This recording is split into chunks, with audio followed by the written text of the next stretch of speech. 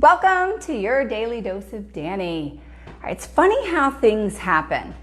I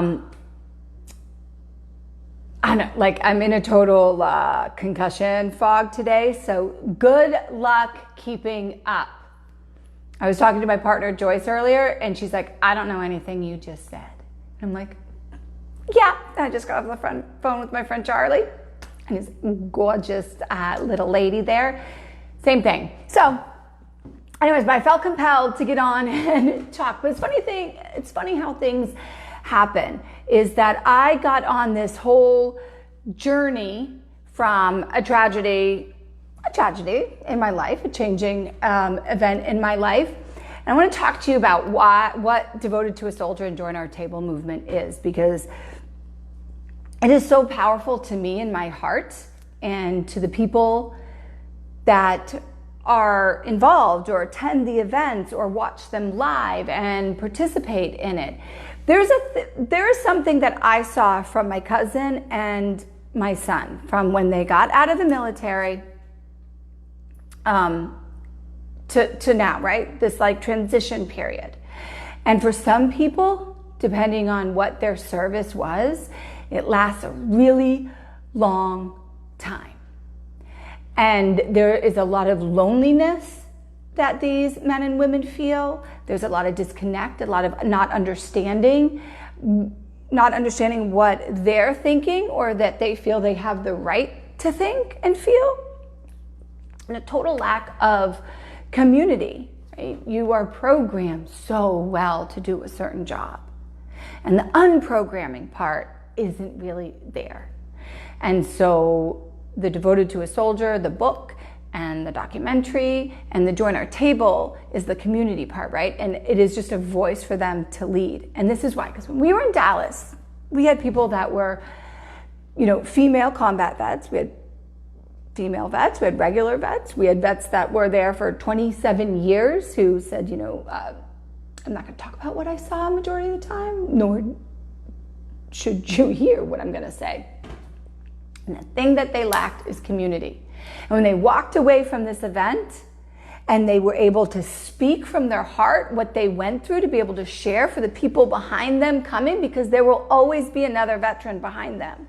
To have that leadership for them was so empowering for them and so healing. And so the other day, my husband just said to somebody, you should go talk to my wife. She works a lot with veterans and active military. And so this man came up, this older gentleman came up, and he was a Vietnam Marine combat vet who had been served in multiple tours during the Vietnam War. And I sat there, and I'm not gonna cry. I sat there and I listened to him, and I saw the pain. And this is now, he's, obviously this is years. I saw the pain, and I saw his strength. And do you know what he said to me? He said, I didn't have community. I had nobody that I could talk to that understood what I went through and what I saw. And so he found his healing, and he still struggles with it to this day, but he is in this book, and I'm gonna post this book link in these comments.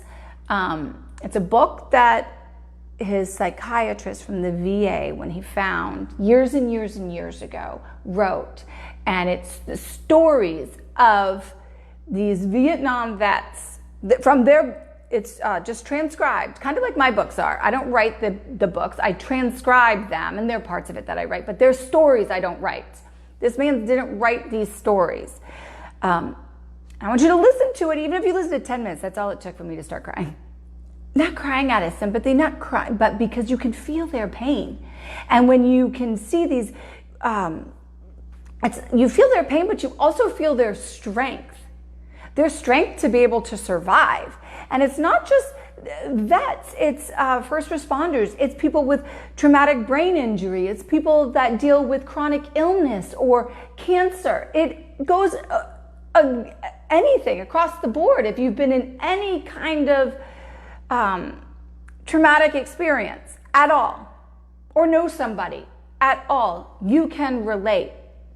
And when you listen to this And everybody has somebody in their life that has gone through something.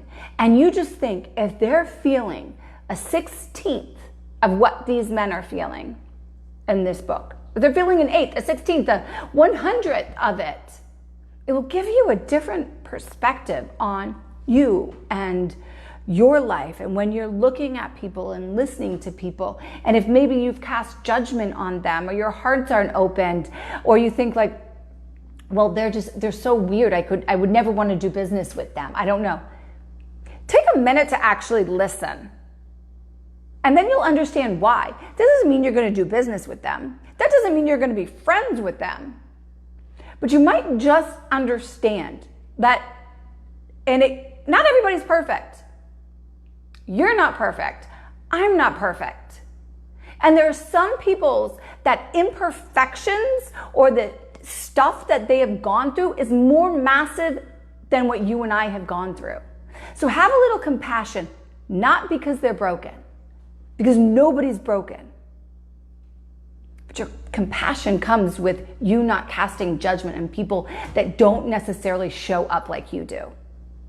So I think I went in a bunch of different circles there, but I hope you got the point, and I will definitely post that link in there.